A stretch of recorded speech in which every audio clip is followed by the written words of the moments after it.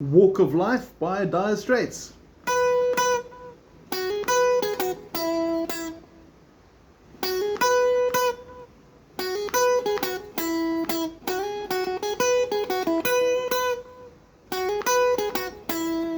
And then it starts repeating. Now we're going to take you step by step through the tab. Please make sure you've got a copy of the PDF. If you don't, WhatsApp me, message me, or drop me a message via my YouTube channel.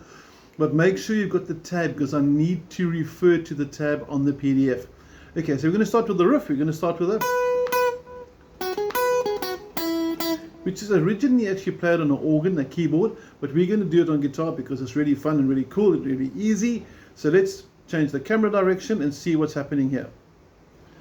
On the tab, you'll notice the first bar is written in orange. So this part I'm going to play now is the orange on the PDF. And I'm hoping you recognize this riff by now. It's a really popular riff. As I said, it's done on a keyboard, on a synthesizer, organ, to be more accurate. And we're doing it on guitar. Okay, so you're starting off with double 7 on the first string. Should sound like that. And then the next quick little phrase is going to start on the second string, 7, 9, and then cross back to the first string's 7th fret. So you've got 2 spaced 7s, and then a quick phrase, and a quick double note, and then you're going to have to move down the first finger to fret number 5. So very important, make sure that you start at fret 7. This is 7. Notice I'm using the ring finger for the 9. And when you jump down, you're moving the first finger to the 5th fret. Now, by complete coincidence, I don't think Mark Knopfler wrote it like this on purpose. You'll notice that this particular one, you got little dots on the guitar. There's a dot there, there's a dot there, there's a dot over here. This one, all the notes are on those dots. Okay, so if it helps, aim for the dots. Okay, so you got your first riff. I want you to play it through with me, and then we'll tackle the second one. 1, 2, 3, 4, and 2, 3. Now comes the dark red. Now the reason why I changed the color here is because from that double note, which we call a coda, it's a sort of a repeat sign in a sense. You're going to go from there, from that to the end of the second line, and then repeat, and it goes over and over until the lyrics start.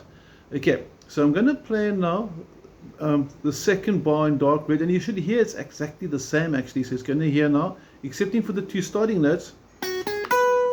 So instead of starting with a double 7, it leads into the double 7 on the second string with a 7, 9, 7, 7, and then it continues.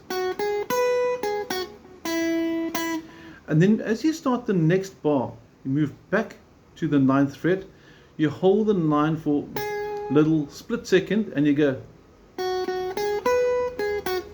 And that little phrase is quite important because it takes you back to the repetition side of it. So there's a lot of that double 7 happening there. But before we get to that, you're going to have a total of 8 notes that are quickish, something like this. And then you go back to. Now just to walk you through that part, we're using the 9, second line, of course, as we said, on the B string. You go from there to the double 7, back to the 9, cross string, 9, 7, and then jump down to the 5. Okay, again, watch what fingers I'm using. I'm playing this entire song largely with fingers 1 and 3. My pointy finger, my index, and my ring finger. Okay, and then everything repeats. So I'm going to take you through sort of slow motion. I want you to try and play with me. I'm going to start from the orange, play through to the red, and then hopefully I don't make a mistake as I repeat the red. Okay, here we go. 1, 2, 3, 4, and...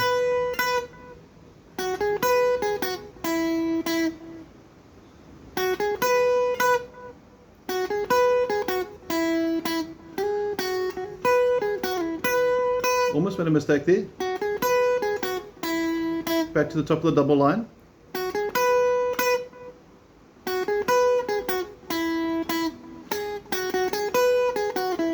And you can hear that one actually came through quite nicely. And it just loops over and over. So I hope you've got that. If there's any questions, let me know.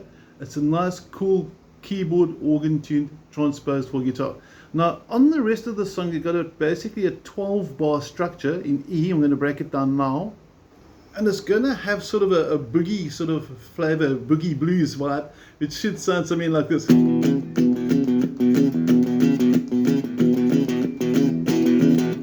it's really easy. So I'm first going to show you what I'm doing with my fretting hand, and I'm going to introduce a bit of a little passing notes in between there, but let's get the basics down first. Essentially, the chord E is replaced with this E riff. And all I'm really doing is I'm playing strings 6 and 5, that string and that string.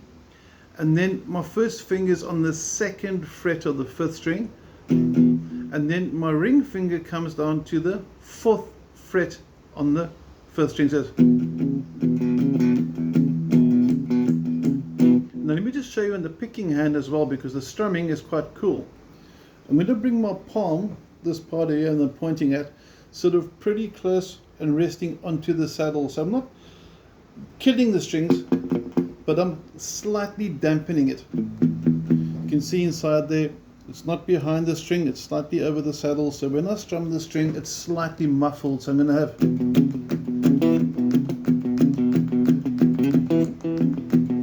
and you know, every now and there's like a little high-pitched note, that note there as well. So I'm strumming largely strings 6 and 5. And then on the little offbeat there, I bring in the 4th string, 1 and 2 and 3 and 4, and so on that, and it just sounds nice. I bring in that string. So one more time, slow motion, 1 and 2 and 3 and 4, and you can play around with the rhythm as well. I'm not going to keep it exactly constant the whole way through, because that just gets boring. But I'm going to zoom out quick, and we're going to put left and right hands together. Are you ready? 1, 2, 3, 4.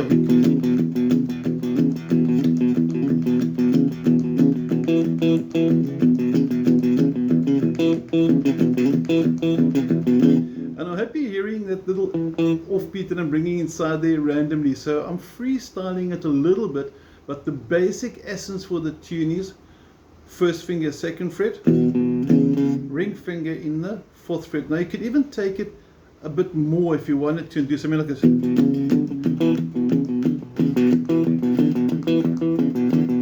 you get quite a nice little rock and roll vibe, and all I'm doing there is I'm putting in the pinky as well. And I'm not sure if Mark Knopfler does do this through the song, but it definitely does sound pretty cool, and I think he does sneak it in sometimes. So it's 2, 4, and then I'm saying that the pinky little addition, which I don't think he does it very often. If he does do it, it sounds pretty sweet too. So one more time, here's the basic, play along with me. 1, 2, 3, 4.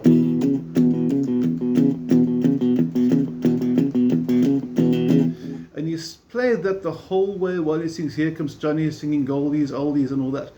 When he gets to, he's got the action and he's got the A above that. This is the A riff. Now, everything you've just done on the E, everything you've done here, simply moves 1 string down, which means my strumming hand, which was here, now is over here.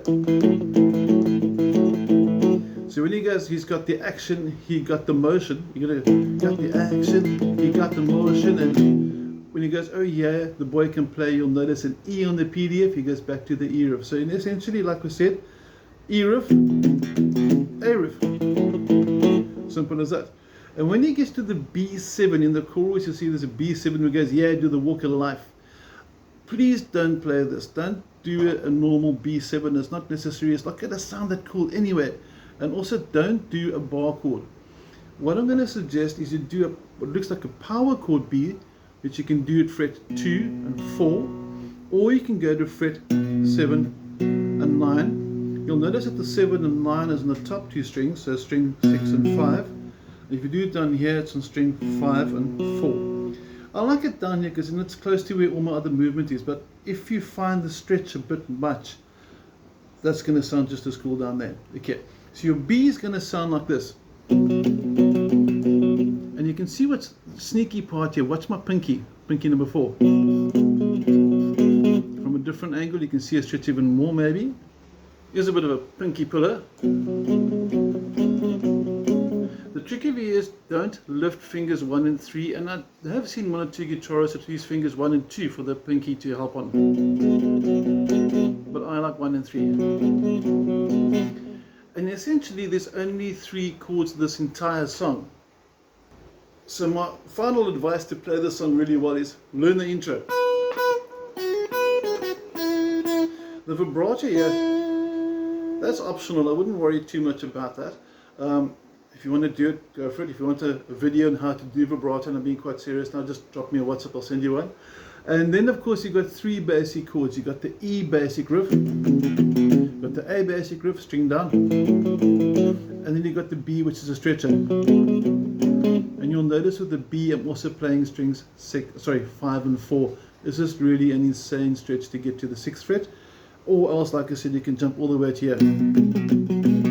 And that's maybe a lot less pulling or demanding on the fingers. I'm happy with either, as I said. And what the last request is, please make sure you know the song. I'm not going to break down step for step the whole way through, but sing along with the song. It's a must do.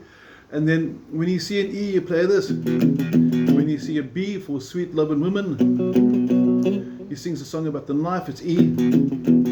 While you do the walk, it's A. And it's just really as simple as that. So I'm not going to walk you through it, excuse the pun. I want you to learn these individual parts. If you get stuck, drop me a message, I'll happily help. And then put the song on, listen to the song, YouTube it, Spotify it, whatever you want to do, and play along with the song. If you've got any questions, let me know. Otherwise, hope you have a fantastic week. Take care.